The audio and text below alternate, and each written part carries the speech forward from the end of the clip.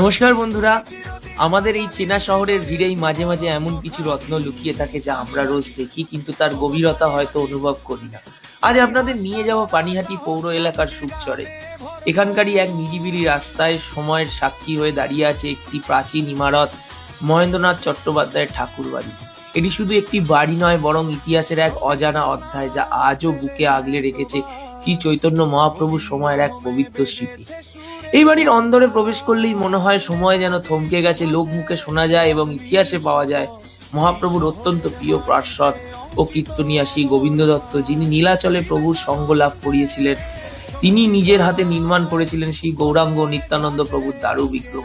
অবিশ্বাস্য হলেও সত্যি, সেই আদি বিগ্রহ আজও পূজিত হচ্ছে সুখচরের এই ঠাকুর বাড়িতে।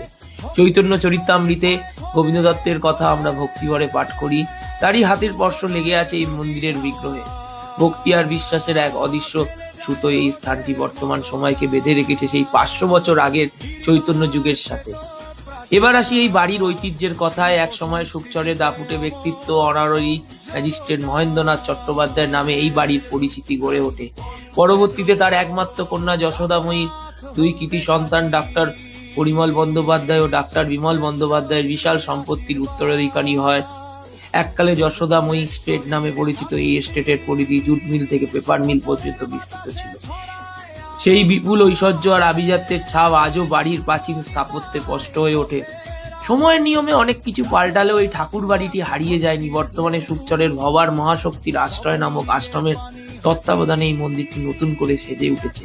পুরোনো আমলের সেই ভারী দেওয়াল, খড়খড়ি দেওয়া জানলা আর নতুন রঙের ছোঁয়ায় মন্দির প্রাঙ্গণটি এক অপূর্ব সুন্দর।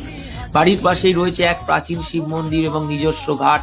যদিও সংস্কারের কারণে এই ঘাটটি এখন বন্ধ, তবু ভাগীরথীর হাওয়া যখন এই চত্বরে খেলে যায় তখন মনে হয় যেন লহমায় আমরা পিছিয়ে গেছি কয়েক শতাব্দী আগে।